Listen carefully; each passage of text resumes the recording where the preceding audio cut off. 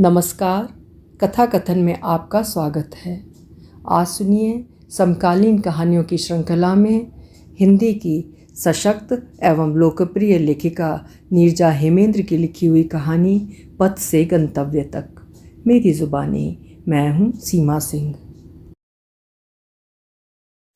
मेरी सेवानिवृत्ति में अब मात्र 1 वर्ष ही तो शेष रह गए हैं। जीवन के विगत 27 वर्ष ऐसे व्यतीत हो गए जैसे 27 दिन। कभी कभी ऐसा प्रतीत होता है जैसे अभी कल ही नौकरी ज्वाइन की हो। 27 वर्ष जीवन का एक महत्वपूर्ण हिस्सा होते हैं। 27 वर्ष 27 दिन नहीं हो सकते। फिर भी विगत 27 वर्षों का हवा के पंखों पर सवार होकर उड़ जाना आज न जाने क्यों मुझे हल्की सी पीड़ा पहुंचा रहे हैं। जब भी मैं कभी अकेला बैठता हूँ तो सोचने लगता हूँ, क्या मेरी उम्र 60 वर्ष की हो गई है? मेरा मन ये मानने को तैयार नहीं है। कार्यालय में मेरे सहकर्मी कहते हैं कि मैं 45-50 से अधिक का नहीं लगता हूँ। अभी 2 वर्ष पूर्व तक मुझे अपनी सेवानिवृत्ति की तिथि का स्मरण इस प्रकार नहीं आता था, अथवा कह सकते हैं स्मरण रखना नहीं चाहता था। यही सोचता था कि जब सेवानिवृत्ति का समय आएगा तब देखा जाएगा। अब मेरी सेवानिवृत्ति में 1 वर्ष ही बचे हैं। ऐसा प्रतीत हो रहा है कि इस 1 वर्ष के दिन भी कितनी तीव्र गति से व्यतीत होते जा रहे हैं। अब मुझे अपनी सेवानिवृत्ति का एहसास प्रतिदिन होने लगा है, क्योंकि मैं अपनी सेवानिवृत्ति को लेकर इतना अधिक सोचने लगा हूँ। आज भी प्रतिदिन की भांति कार्यालय से घर आया, हाथ मुंह धोकर फ्रेश होने के पश्चात अपने कमरे में टीवी खोलकर बैठ गया। मेरी पत्नी प्रियंका ने चाय बनाकर दे दी थी। मैं चाय पीते हुए समाचार देखने लगा। जैसा कि कार्यालय से आने के पश्चात मेरी चर्या का हिस्सा रहा है ऐसा करना, आज टीवी देखने में मेरा मन नहीं लग रहा है। मेरे विगत दिन किसी चलचित्र की भांति नेत्रों के समक्ष आते जा रहे हैं। ऐसा अक्सर ही होने लगा है। मैं विगत स्मृतियों में चला जाता हूँ। आज भी स्मरण आने लगे हैं मुझे मेरे विद्यार्थी जीवन के वे दिन जब मैं इसी शहर के विश्वविद्यालय में विद्यार्थी था। उस समय मैं निडर स्वभाव का था। मेरे मित्र कहते थे कि मेरा व्यक्तित्व भी आकर्षक है। मुझे ऐसा लगता है कि मेरी इन्हीं विशेषताओं के कारण उस समय विश्वविद्यालय में मेरे मित्रों की संख्या अधिक थी। मित्रता निभाने के चक्कर में या बहुत अधिक व्यवहार कुशलता के कारण मैं सामाजिक कार्यों में अधिक और पढ़ाई में कम समय दे पाता था। मुझे लगता कि उस समय मेरी बुद्धि कुछ अधिक तीव्र थी, तभी तो कम पढ़ने पर भी अच्छे अंकों में उत्तीर्ण हो जाता। मेरे मित्रों की सूची में लड़कियां भी सम्मिलित थीं, जबकि उस समय लड़कियों से मित्रता करना साहस का काम हुआ करता था। लड़के लड़कियों से प्रत्यक्ष बातें नहीं करते, छुपकर अवश्य कर रहे थे। किंतु मैं लड़कियों से सबके समक्ष, क्लास में, अध्यापकों के सामने कहीं भी बातें कर सकता था। लड़कियां भी मुझसे निसंकोच बातें करती थीं। मैंने भी कभी किसी लड़की के साथ अशोभनीय व्यवहार नहीं किया। मेरा घर विश्वविद्यालय से अधिक दूर नहीं, यही कोई लगभग 1 किलोमीटर की दूरी पर था। यदि किसी कारण मैं किसी दिन विश्वविद्यालय नहीं जा पाता तो उस दिन मेरे घर पर मेरे मित्रों का तांता लग जाता। मेरे मित्र मेरा हाल पूछने घर आ जाते। उनकी यही शिकायत रहती कि आज विश्वविद्यालय में मेरे बिना उनका मन नहीं लग रहा है। विद्यार्थियों की समस्याओं के समाधान हेतु मेरा सदैव तत्पर रहना, मेरा हंसमुख व निडर स्वभाव तथा विद्यार्थियों के हित के लिए विश्वविद्यालय के अध्यापकों से बेबाक बातचीत कर लेना मेरे मित्रों की संख्या में वृद्धि करता। आज 60 की उम्र तक आते आते मैं सोचता हूँ कि विद्यार्थी जीवन मेरे ही नहीं, किसी के भी जीवन के सबसे खूबसूरत दिन होते हैं। किसी भी प्रकार की चिंता से रहित सबसे अच्छे दिन। ऋतुएं आती रहीं, जाती रहीं। शनैः शनैः समय अपनी गति से आगे बढ़ता रहा। एक दिन वो भी आया जब मेरी शिक्षा पूरी हो गई। पुरुष प्रधान समाज में अब मुझे नौकरी ढूंढने का दबाव आ गया। मुझे अपने लिए नौकरी ढूंढनी थी, नौकरी करनी थी। विवाहोपरांत अपने परिवार का पालन पोषण भी करना था। अतः एक अदद नौकरी पाने के लिए मैं प्रयत्न करने लगा। उन दिनों प्रिया मुझे बहुत अच्छी लगती थी। वो मेरे साथ ही विश्वविद्यालय में पढ़ती थी। उसकी सादगी, शालीनता व आकर्षक गेहुआ रंग मुझे बहुत आकर्षित करता था। वैसे तो अनेक लड़कियों से मेरी मित्रता थी, किंतु प्रिया के लिए मेरे हृदय में जो भावना थी वो प्रेम की ही थी। प्रिया भी मेरी ओर आकर्षित थी। वो एक खूबसूरत शाम थी। जब प्रिया ने विश्वविद्यालय के लॉन में मेरे समक्ष अपने प्रेम को प्रकट किया। बस क्या था, मेरा दिन रात गुलाबी जाड़े की गुनगुनी धूप में सराबोर रहने लगे। सब कुछ और अच्छा लगने लगा। मैं प्रिया के हाथों को अपने हाथों में डाले लखनऊ की नवाबी धरोहरों में घूमने लगा। रेजिडेंसी, भूल भुलैया, इमामबाड़ा, पक्का पुल, दिलकुशा, बिजली पासी का किला, चिड़ियाघर, शहीद स्मारक, कुड़िया घाट, हजरतगंज आदि अनेक ऐतिहासिक स्थान मेरे प्रेम के साक्षी बने। उसी वर्ष मैंने व प्रिया ने कैथेड्रल चर्च जाकर एक साथ मोमबत्ती भी जलाई। अपने प्रेम की दीर्घायु के लिए प्रभु से प्रार्थना की। एक दिन वो हुआ जिसकी मैंने कल्पना भी नहीं की थी। मेरे मित्रों में से ही किसी ने मेरे व प्रिया के प्रेम के बीच जाति की दीवार खड़ी कर दी। प्रिया उच्च जाति वर्ग से थी। किसी ने मेरी जाति के बारे में प्रिया को बता दिया। ऐसा नहीं था कि मैं प्रिया से अपनी जाति छुपाकर विवाह करता। ये बताने के लिए उचित अवसर की तलाश मुझे थी। फिर विद्यालय शिक्षा में हमें यह भी तो पढ़ाया जाता है कि जाति पात की दीवार तोड़कर हमें स्वस्थ समाज का निर्माण करना है। प्रिया भी तो शिक्षित थी। उसने इन दकियानूसी बातों का विरोध क्यों नहीं किया? उसने क्यों नहीं एक स्वस्थ समाज के निर्माण के लिए पहल की? मैं समझ गया कि ये सब किताबी बातें हैं। अपने प्रेम को इतना निरीह व दुर्बल तथा प्रिया की आंखों में अपने लिए इतना तिरस्कार मैंने पहली बार देखा। पहले तो मैं समझ ही नहीं पाया कि प्रिया मुझसे मिलना क्यों नहीं चाहती है। प्रिया की एक मित्र, जो मेरी भी मित्र थी, उसके द्वारा सत्य पता चलने पर मैं अत्यंत आहत हुआ। बहुत दिनों तक मैं प्रिया को समझाने के लिए उसके आगे पीछे घूमता रहा, किंतु उसने अपनी बात रखने का मुझे अवसर नहीं दिया। उसे विस्मृत कर पाना मेरे लिए कठिन हो रहा था। नौकरी मिलने के पश्चात प्रिया से विवाह करने की अपनी इच्छा घर में सबको मैंने बता दी थी। प्रिया के बिना 2 वर्ष बड़ी ही कठिनाइयों से मैंने व्यतीत किया।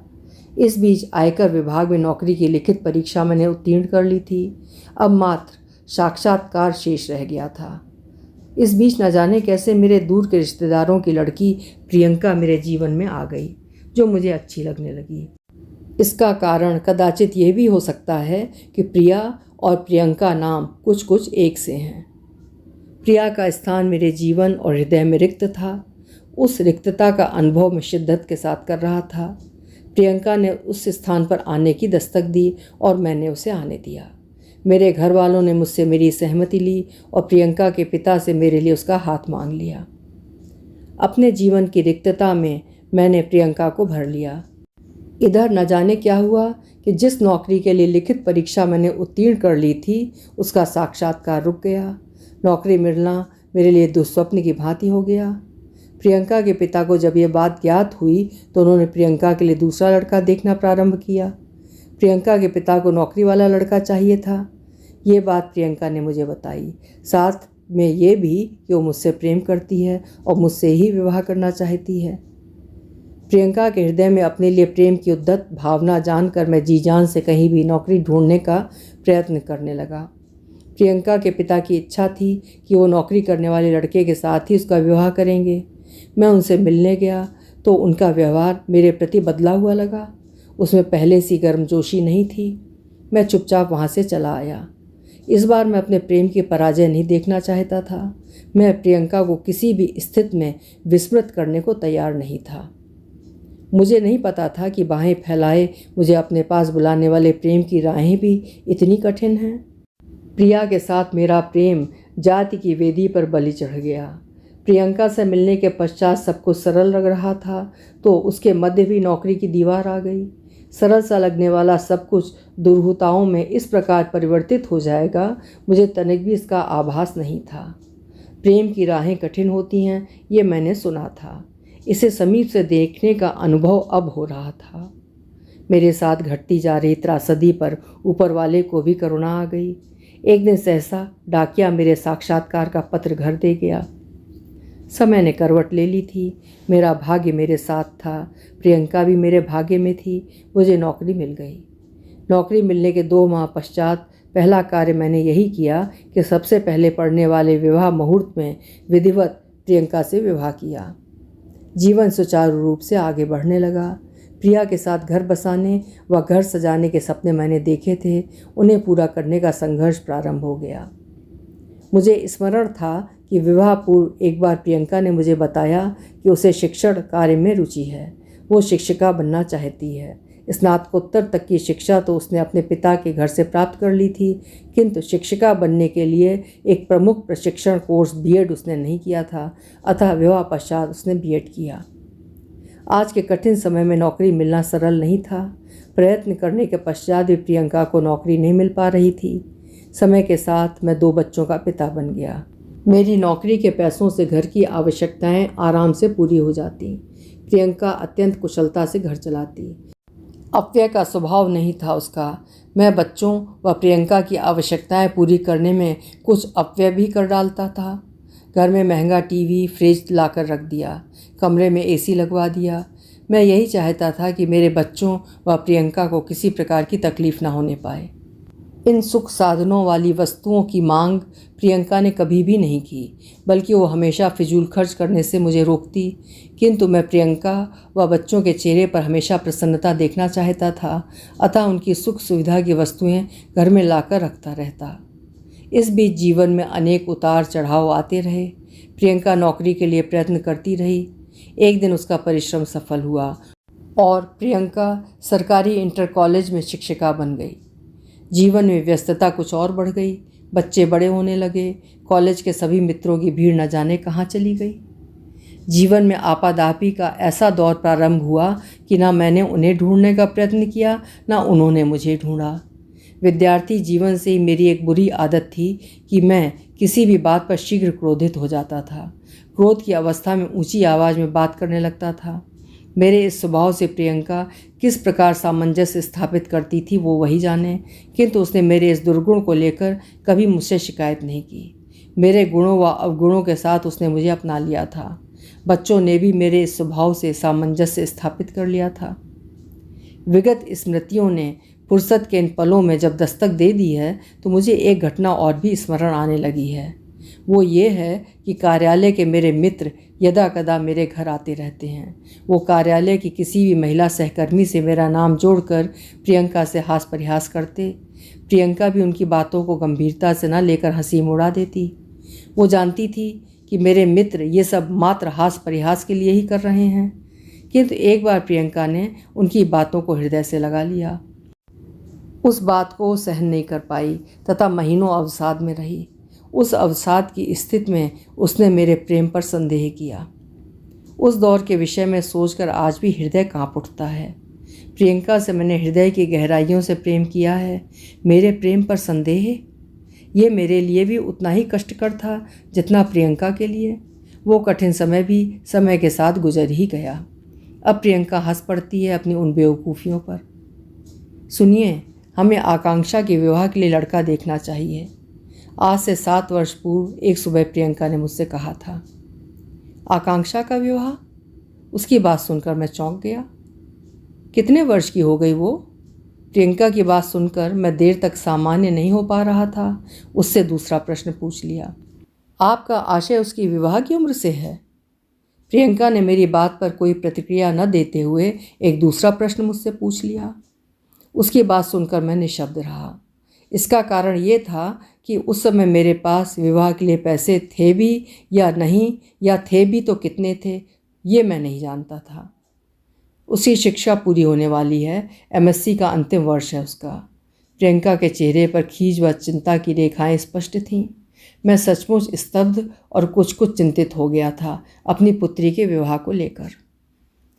प्रियंका रसोई में और मैं चाय पीते पीते सोच विचार में मग्न हो गया था। ओह, इतनी शीघ्र समय व्यतीत हो गया। आकांक्षा विवाह योग्य हो गई। मन में थोड़ी सी घबराहट व आशंका व्याप्त हो रही थी कि आजकल की शादियां खर्चीली होने लगी हैं। मैं वो सब कर पाऊंगा या नहीं।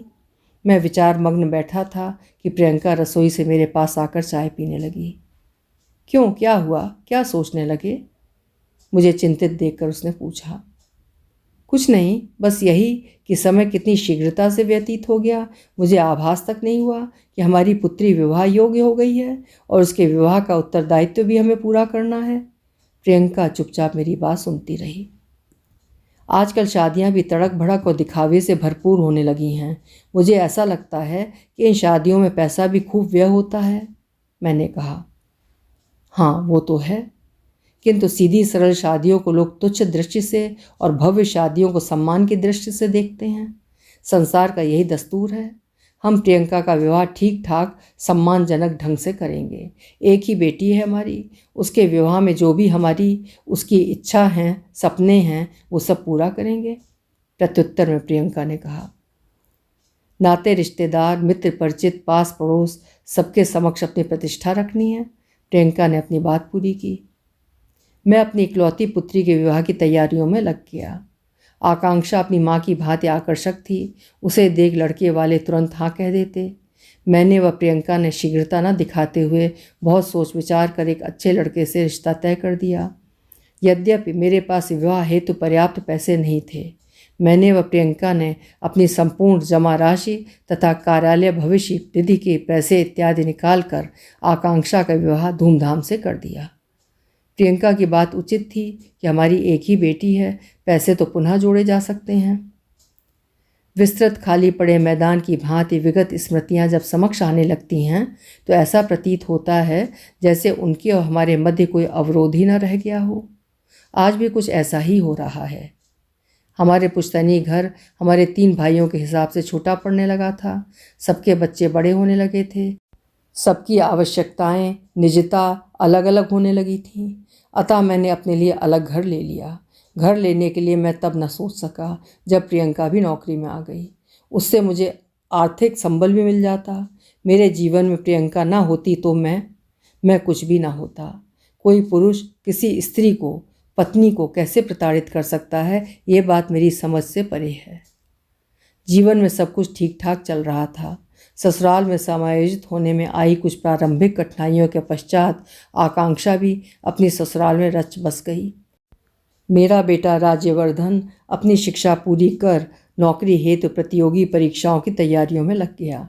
उसका अधिकांश समय पढ़ने व कोचिंग आने जाने में व्यतीत हो जाता है। जब से आकांक्षा का विवाह हो गया है तब से वो जब भी घर में होता है और गुमसुम रहता है। मुझसे व प्रियंका से अधिक बातचीत भी नहीं करता। बहन के विवाह के पश्चात कदाचित वो अकेला पड़ गया है। पापा, हम दीदी के घर कब चलेंगे? अक्सर वो मुझसे पूछता है। हाँ बेटा, शीघ्र चलेंगे। अभी पिछले हफ्ते ही तो हम सब उससे मिलने गए थे। सांत्वना देते व समझाते हुए मैं उससे कहता। 2 बच्चों के साथ कभी कभी ये भी समस्या आती है कि यदि एक किसी भी कारण से घर से या शहर से बाहर है तो दूसरे को समायोजित होने में कठिनाई होती है। ये मैंने राज्यवर्धन के साथ अनुभव किया। एकाकी परिवार की यह भी एक विडंबना है। आकांक्षा की कमी को मैं और प्रियंका भी अनुभव कर रहे थे, किंतु राज्यवर्धन के समक्ष हम अपनी पीड़ा को प्रकट कर भावनात्मक रूप से उसे और कमज़ोर करना नहीं चाहते थे। शनय शनय हमने स्वयं को राज्यवर्धन के इर्द गिर्द सीमित कर लिया, किंतु वो बहुत दिनों तक अपनी बहन की कमी को अनुभव करता रहा। मुझे ये कहने में कोई संकोच नहीं है कि उसे सामान्य करने के लिए हम काउंसलर तक से मिले थे। खैर, अब तो ये बीती बातें हो गई हैं। समय के साथ सब कुछ सामान्य होने लगा था। बस एक काम नहीं हो पा रहा था। अथक प्रयत्नों के पश्चात भी राज्यवर्धन को सरकारी क्षेत्र में नौकरी नहीं मिल पा रही थी। अंततः उसने एक बहुराष्ट्रीय कंपनी में नौकरी ज्वाइन कर ली है। ये अच्छा ही था, क्योंकि घर में हम तीनों ही अपनी अपनी तरह से अकेलेपन का अनुभव कर रहे थे। जीवन का सायंकाल धूसर होता है। इसमें से चमकीले रंग क्या सचमुच समाप्त हो जाते हैं? आखिर क्यों ऐसा होता है? ये प्रश्न मैं अक्सर स्वयं से पूछता, जबकि मैं वही, प्रियंका भी वही, मेरा बसा बसाया घर भी वही, और मेरे दोनों बच्चे और मेरी आशाओं के अनुरूप ढला उनका जीवन। सब कुछ ठीक ठाक ही था। फिर मुझे क्यों लगता कि कुछ ऐसा है जो मेरे अनुरूप नहीं है? प्रियंका आजकल अस्वस्थ रहने लगी है। ना जाने किस अनजानी आशंका से मैं घबरा जाता हूँ। एक समय था जब मैं एक निडर युवा था, किसी भी डर आशंका से दूर, सब कुछ प्राप्त कर लेने के हौसले से भरा हुआ युवा मन।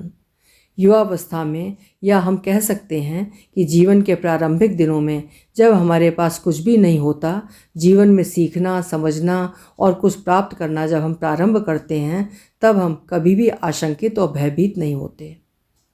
जीवन पथ के ढलान पर जब सब कुछ हम अपनी मुट्ठी में बंद कर चुके होते हैं, अपना प्राप्य प्राप्त कर चुके होते हैं, तब किस लिए आशंकित होते हैं? ऐसे अनेक अनसुलझे प्रश्नों से जूझते हुए नौकरी में मेरी सेवानिवृत्ति के दिन समीप आने लगे हैं। अब मात्र 1 वर्ष ही शेष बचा है। आज रविवार था, अवकाश का दिन। प्रियंका को लेकर डॉक्टर के पास जाना था। गया। दवाइयाँ तो विगत 1-1.5 वर्षों से चल रही हैं, किंतु उसके स्वास्थ्य में सुधार नहीं हो रहा है। डायबिटीज़ तो थी ही, आजकल उसके कंधों में दर्द व जकड़न सी रहने लगी है। डायबिटीज़ की दवा के साथ अब इसकी भी दवा लेने लगी है। आजकल थकी थकी सी रहती है। कितना अच्छा लग रहा है कि कुछ दिनों के लिए आकांक्षा आ गई है। माँ की अस्वस्थता के विषय में राजवर्धन ने उसे फ़ोन पर बताया होगा और वो माँ के पास रहने कुछ दिनों के लिए चली आई है। मैं अपनी और अपने घर की समस्याओं से बच्चों को दूर ही रखता हूँ, विशेषकर आकांक्षा को। आकांक्षा के आने से घर में कितनी जीवंतता आ गई है, कितना अच्छा लग रहा है सब कुछ। आकांक्षा के मना करने के उपरांत भी प्रियंका रसोई में अधिक समय व्यतीत करने लगी है। वो मेरे व बच्चों के मनपसंद खाने पीने की चीज़ें बनाती है। बच्चों के कारण उसका मन उत्साहित रहता है। मैं समझ नहीं पाता हूँ कि लोग बेटियों को बोझ क्यों समझते हैं। आज यदि आकांक्षा ना होती तो हमारे घर में इतनी सकारात्मकता ना होती जिसकी इस समय अत्यंत आवश्यकता है। इस समय ही क्यों, जब आकांक्षा पैदा हुई थी उस समय से ही वो मेरे जीवन में सुख और संपन्नता लेकर आई है।